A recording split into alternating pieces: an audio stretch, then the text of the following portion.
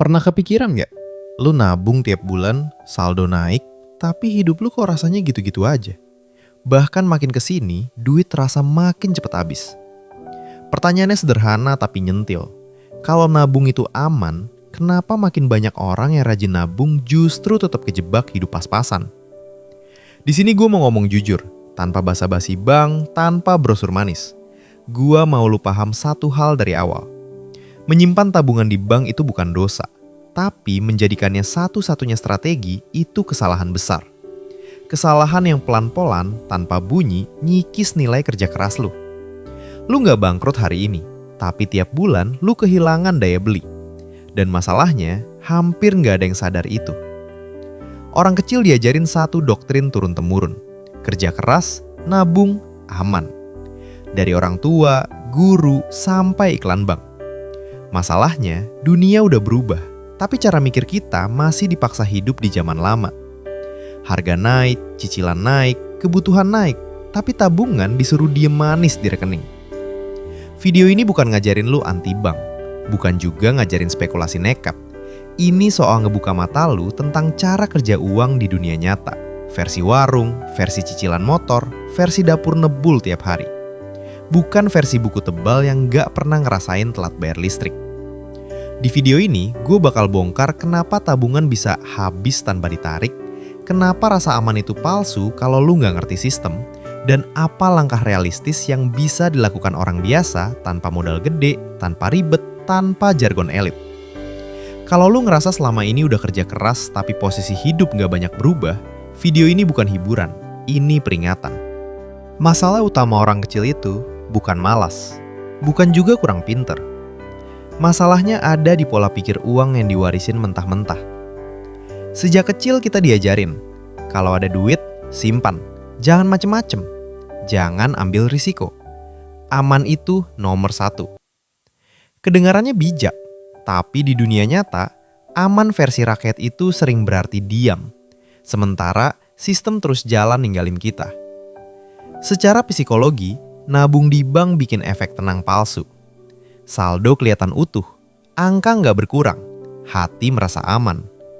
Padahal di balik layar, harga sembako naik pelan-pelan. Ongkos sekolah naik, bensin naik, dan nilai uang lu terus tergerus. Ini bukan teori ekonomi ribet, ini realita pasar.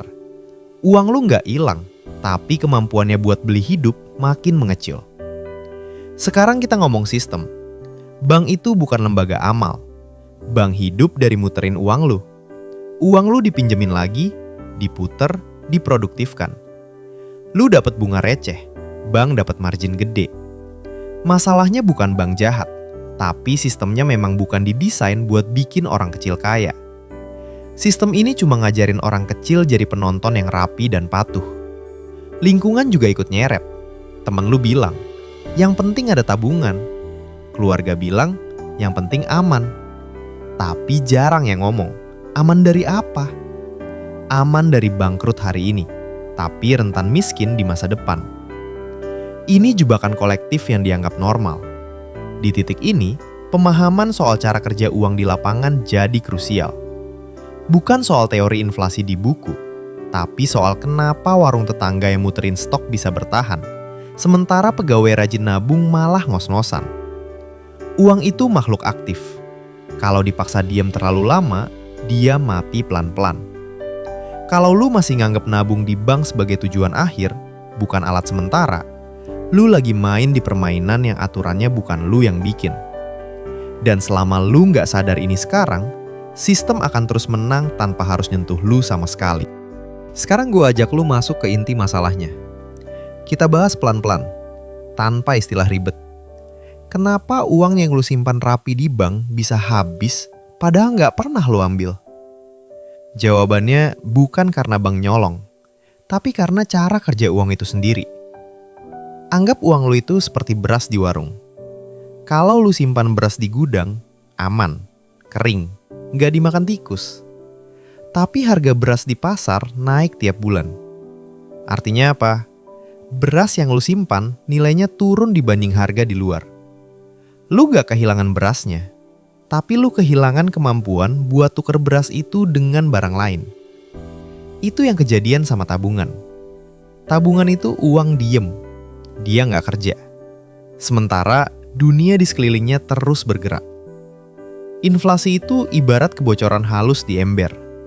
Nggak kelihatan hari ini, tapi setahun, 2 tahun, embernya kosong. Masalahnya, orang kecil disuruh fokus ke isi ember, bukan ke kebocorannya. Bank kasih bunga, tapi bunganya sering cuma cukup buat bikin lu tenang, bukan buat ngalahin kenaikan harga hidup. Uang lu tumbuh 2-3%, tapi biaya hidup naik 5-10%. Selisih itu yang diam-diam dimakan sistem. Lu kerja keras, tapi uang lu jalan mundur. Di titik ini, banyak orang salah kaprah. Mereka mikir, yang penting aman dulu. Padahal aman versi uang itu bukan nggak turun nominalnya, tapi nggak turun daya belinya. Kalau hari ini tabungan lu bisa beli motor bekas, 5 tahun lagi cuma cukup buat DP. Itu bukan aman, itu kemunduran. Yang lebih bahaya, uang diem bikin mental kita ikut diem. Kita jadi takut gerak, takut nyoba, takut muter. Padahal orang kecil itu nggak punya kemewahan waktu. Kita nggak bisa nunggu 10-15 tahun sambil berharap sistem iba. Di bagian ini gue pengen lu nangkep satu logika dasar dulu. Tabungan bukan musuh. Tapi kalau dijadiin tempat tinggal permanen, dia jadi kuburan nilai. Tabungan itu seharusnya kayak parkiran, bukan rumah. Tempat singgah sebelum uang lu disuruh kerja lagi. Kalau logika ini udah masuk, baru nanti kita bisa ngomongin langkah yang lebih teknis. Tapi kalau belum, semua strategi setelah ini bakal mental. Sekarang kita masuk ke bagian yang jarang dibahas terang-terangan. Kenapa hampir semua orang disuruh melakukan hal yang sama dan kenapa itu justru berbahaya? Nabung di bank itu dianggap suci. Siapa yang gak nabung dibilang nekat. Padahal di dunia uang, kalau semua orang lakuin hal yang sama, biasanya itu bukan jalan keluar, tapi jalan buntu massal. Ilusi terbesarnya ada di rasa aman. Uang di bank kelihatan rapi, bisa dicek kapan aja, ada notifikasi masuk. Otak kita suka itu. Masalahnya, rasa aman ini bikin orang berhenti mikir. Begitu saldo ada, orang merasa tugas finansialnya selesai, padahal belum dimulai. Sekarang gue bongkar mitos yang sering bikin orang kecil salah langkah. Mitos pertama, yang penting uang gak hilang. Salah. Yang penting nilai tukarnya nggak turun. Mitos kedua, nanti juga bunganya nutup inflasi. Jarang kejadian di lapangan, apalagi buat tabungan receh. Mitos ketiga, yang penting sabar. Sabar tanpa strategi itu bukan bijak, tapi pasrah. Ada juga kontradiksi lucu tapi tragis. Orang kecil seperti kita disuruh nabung, tapi juga disuruh konsumsi. Diskon, cicilan, gaya hidup dipamerin tiap hari. Uang masuk disuruh diem, uang keluar disuruh lari. Ini bukan kebetulan, ini desain lingkungan. Yang lebih ngeri, sistem suka orang yang uangnya pasif. Uang pasif gampang diprediksi, gampang diatur, gampang dipotong pelan-pelan lewat biaya hidup. Begitu lu mulai muter uang, baru lu dianggap ribet. Dan sistem gak suka yang ribet. Di sini gue mau tekankan, gue bukan nyuruh lu asal investasi, bukan ngajak judi. Yang gue bongkar adalah kenapa strategi yang dianggap paling aman justru paling berisiko buat orang kecil dalam jangka panjang. Risiko terbesar bukan rugi besar, tapi stagnan seumur hidup. Kalau sampai titik ini lu mulai ngerasa nggak nyaman, itu tandanya otak lu lagi bangun. Karena uang bukan soal nyaman, tapi soal sadar. Dan setelah sadar, lu punya 2 pilihan. Balik ke ilusi lama, atau siap pegang kendali sendiri. Sekarang kita masuk ke bagian paling penting. Apa yang harus lu lakukan secara nyata? Bukan teori, bukan motivasi kosong. Ini strategi orang lapangan yang hidupnya nggak punya ruang buat salah langkah terlalu sering. Prinsip pertama yang harus lu tanam, uang tabungan itu bukan tujuan, tapi alat transit. Begitu gajian atau dapat pemasukan, uang jangan langsung diparkir lama di bank. Parkir boleh, tapi sebentar.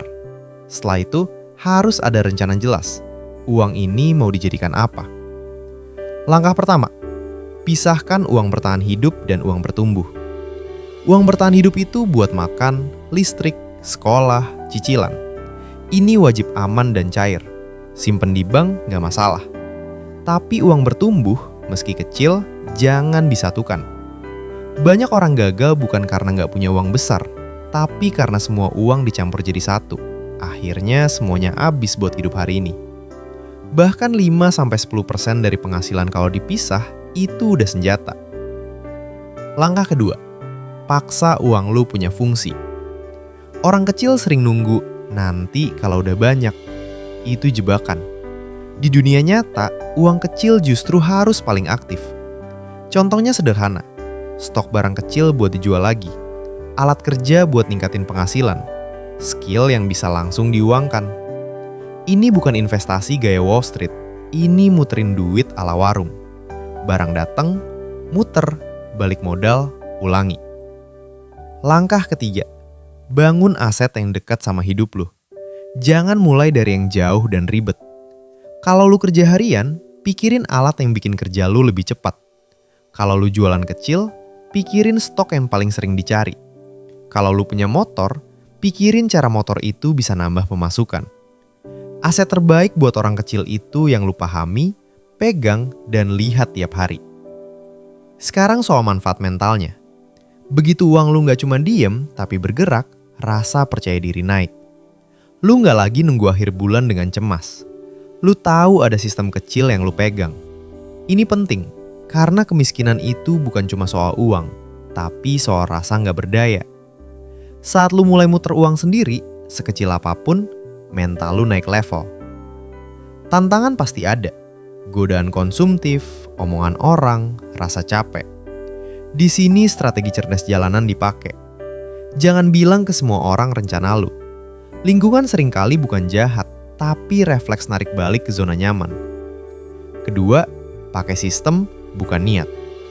Otomatisasi pemisahan uang. Jangan nunggu disiplin datang. Disiplin itu dibangun lewat aturan. Yang terakhir dan paling penting, jangan cari cepat kaya. Cari tahan lama. Orang kecil yang selamat itu bukan yang lompat paling tinggi, tapi yang bisa bertahan paling lama sambil terus muter.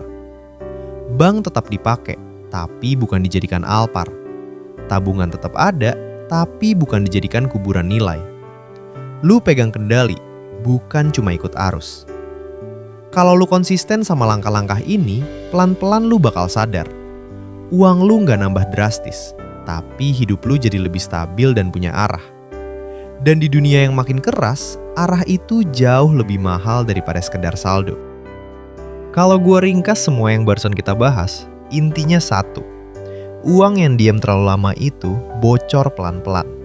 Bukan karena dicuri, tapi karena sistem memang jalan terus tanpa nunggu kita siap.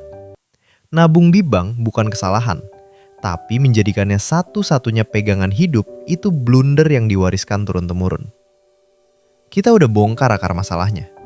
Pola pikir aman palsu, lingkungan yang meninabobokan, dan sistem yang lebih untung kalau uang rakyat kecil pasif.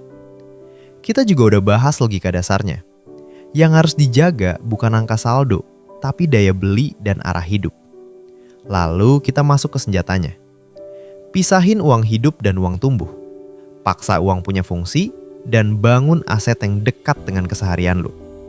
Bukan teori langit, tapi strategi tanah. Bukan buat pamer, tapi buat bertahan. Gue pengen lu inget satu kalimat ini. Orang kecil itu gak kalah karena kurang uang, tapi karena terlalu lama disuruh diem. Begitu lu mulai bergerak, sekecil apapun, posisi lu berubah. Sekarang giliran lu. Coba refleksi. Uang lu hari ini cuma disimpan atau lagi disuruh kerja? Tulis di komentar langkah kecil apa yang mau lu mulai minggu ini. Bukan buat gua, tapi buat diri lu sendiri. Karena di dunia yang makin keras, yang bertahan bukan yang paling pintar, tapi yang paling sadar dan mau pegang kendali.